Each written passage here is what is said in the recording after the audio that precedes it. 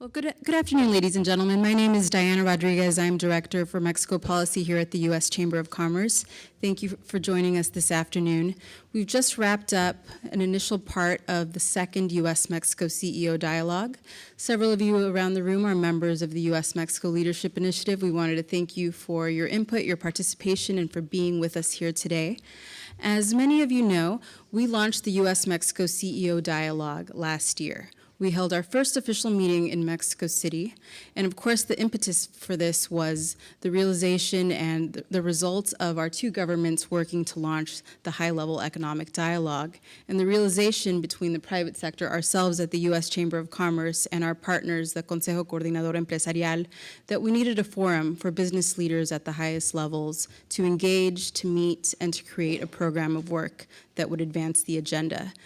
I'm going to turn it over shortly to Jody Bond, who's Vice President of the Americas, to introduce our panel. Jody?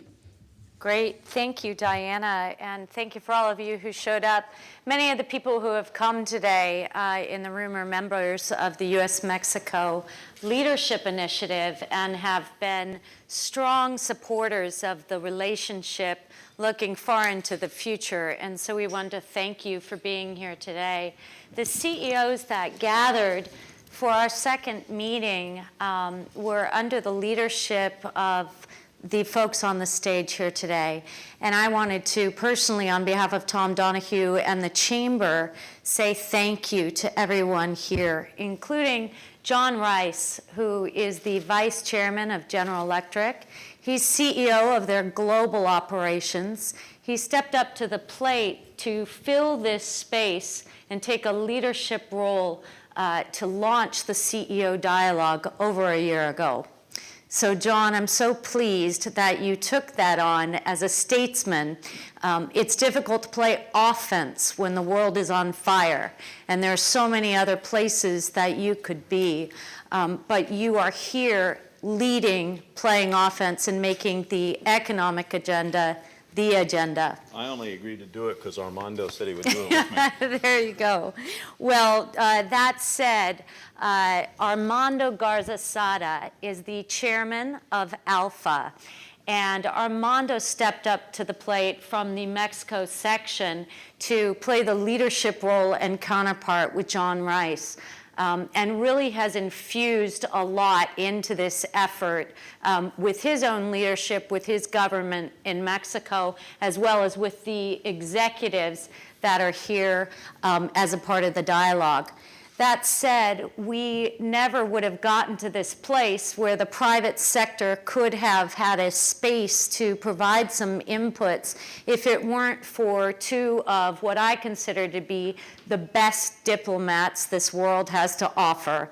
And that is our U.S. Ambassador to Mexico, Tony Wayne, who has been engaged in economic statecraft long before economic statecraft was cool.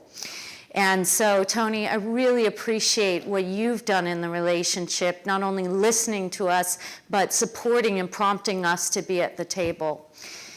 Similarly, an ambassador, a diplomat who actually calls himself, he really is a businessman in a diplomat's disguise, is Ambassador Medina Mora, who had been a lot of the initiative behind the high-level economic dialogue from the Mexican side, and encouraging, along with Tony Wayne, that the governments set up the high-level economic dialogue and put us into this place where we would have the ability to provide inputs into the dialogue. So I wanted to thank both of you for the role that you've played.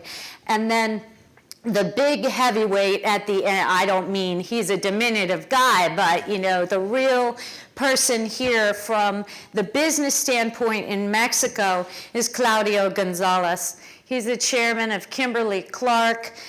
He is standing in the role of the chairman of CCE, which is our counterpart in Mexico organization. And as we take on what the collective CEOs have put in front of us, the Chamber and CCA are going to work with our public sector to be messaging out to our governments long after we've met. So now that I've made some introductions, I actually wanted to first start with John Rice and see today from your vantage point the exercise that we've undertaken, some of the feedback that you think we've received or that the conclusions that the CEOs have come to today. Thanks, Jody. Well, first let me comment a little bit about why we're here. And I'm going to speak in behalf of the group that's in the front tables. These are the people who all have full-time jobs and could be doing other things today, but they chose to be here and be part of this because they feel like we do, that the time has come for an elevated discussion about what's important between the U.S. and Mexico from a business perspective. Those of you that hang out in the United States know that we have these organizations with a number of other countries, and it's taken us too long to start one with Mexico. And I think that we've assembled a group of people who really want to do this to make a difference, to take what is a great relationship and take it to the next level. So we spent some time today. We've had working groups established for the last 6 months. We created them at our first official meeting in Mexico in December. And they've developed a thought process for how we would proceed and some areas for us to focus on. And we spent the better part of today refining that view and then presenting it to various members of both the U.S. and Mexican governments to get their feedback and also to get their thoughts on how we would move forward. So that's where we stand at this point. And I think it was very constructive, and quite frankly, I'll speak for myself, I'm very encouraged by the enthusiasm with which the group has been received and the initial direction has been endorsed. Great. With that, I will turn to Armando, your co-chairman. Well, thank you. I'd simply like to add that it's almost surprising how there's so many common ideas on both sides. NAFTA, as you well know, has been a tremendous success on both sides of the border. However, from a regulatory perspective, things were kind of left alone after its beginning. And not surprisingly, when things go so well, but the infrastructure, the structure, the software have not followed the business.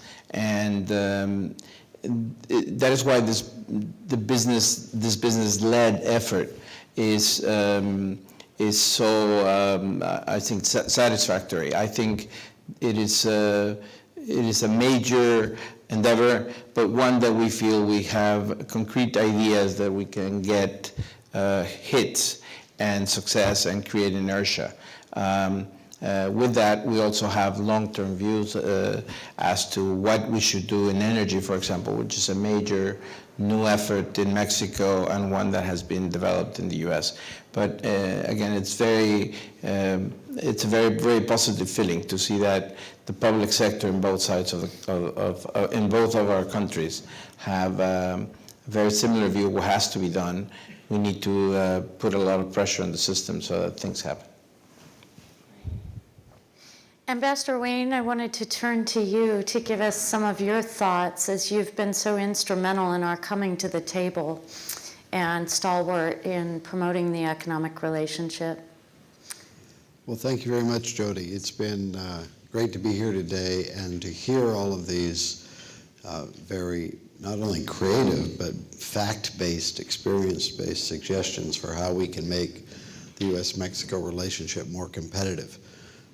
This started when President Obama came, this phase of this relationship started last May, so just over a year ago, when President Obama and President Peña Nieto said, let's start a high-level economic dialogue because we have such a great base in this economic relationship, let's now take it to that new phase. And the idea was, how do we make the U.S. and Mexico, how do we make all of North America more competitive? How do we enter into the new phases of the economy for the 21st century? And so not surprisingly, it was all about economics, but it was also about workforce development, education, all the things that make an economy that's going to succeed in the 21st century.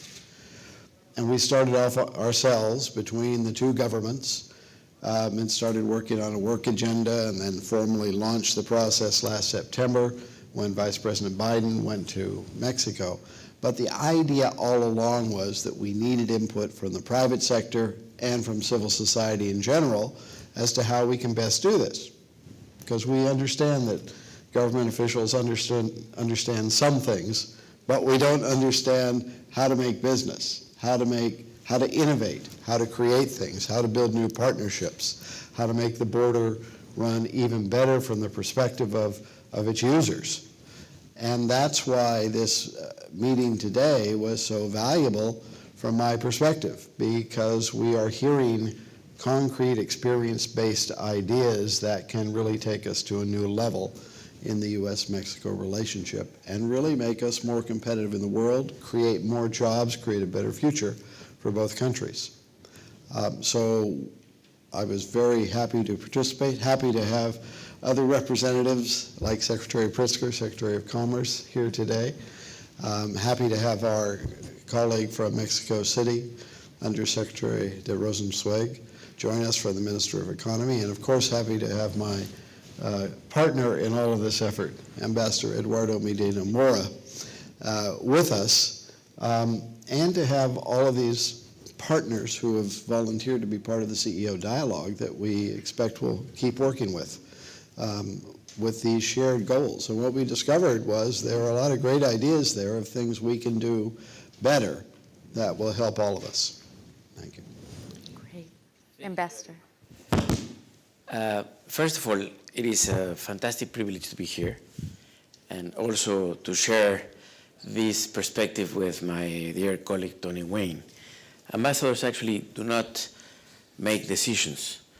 We actually build up narratives and push for things to happen. And we have become actually very good partners in this effort. In this sense, some of us, Armando, of course, Don Claudio and myself were involved in the NAFTA negotiating effort 20 years ago. And they say that there are two good moments to plant a tree, 20 years ago and right now. And in this sense, this is about envisioning our shared economic space looking forward.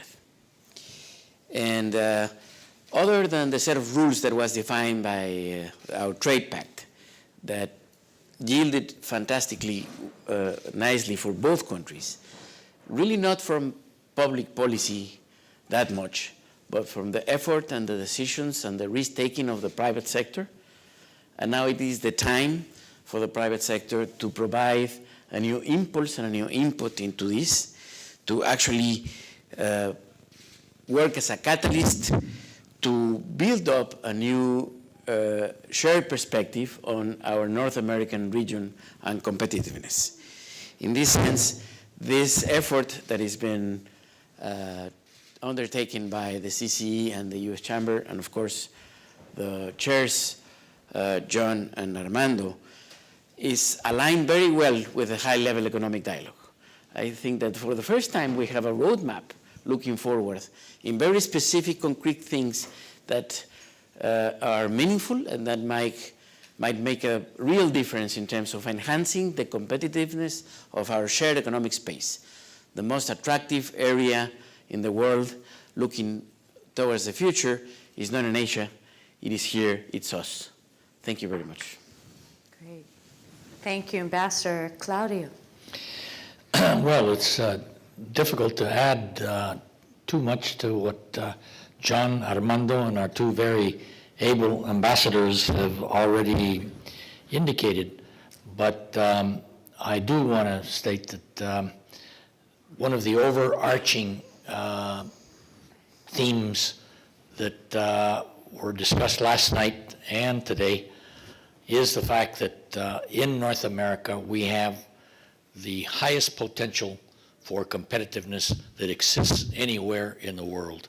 This is truly a unique situation. When you look at the demographics, you look at the energy, you look at the geography, you look at all of the resources, the institutions, the three democracies, the fact that we're not involved in any major Euro-Asia push out to the west or to the east, and we're really privileged to be in a situation where we have this high potential.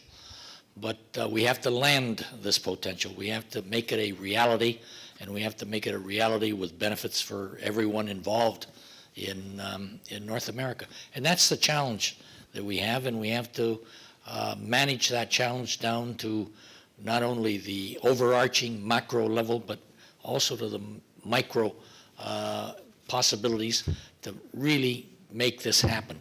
And that's what today was all about. Really talking about things that can really land this high potential and make it a reality with benefits for everyone. And I think that we reached several very important decisions that we now have to implement. There's a lot of implementation work to be done. There's a lot of coordination work to be done between the public and the private sector, the private and the public sector. But one of the things that we heard last night from this major study that is being taken on by the Council of Foreign Relations, and which is being executed by Robert Selleck and General David Petraeus, and it talks about this high potential for the North American area, is the fact that it can't be done without very strong private sector participation. And we need, obviously, the background and the establishment of the context from the public sector, but we've got to actually implement it, execute it from a private sector viewpoint. And again, we have lots of work to do, but it's exciting work. It's very challenging work, but it's work that you can see that it can bring about a lot of growth and a lot of competitiveness and a lot of inclusion within North America of all the different resources that we have, including, very importantly, the human resource and the human capital and the skills and the professionals that are going to be required. It's very, very exciting, and it's a privilege to be here and to be part of this team that is working to get this implemented.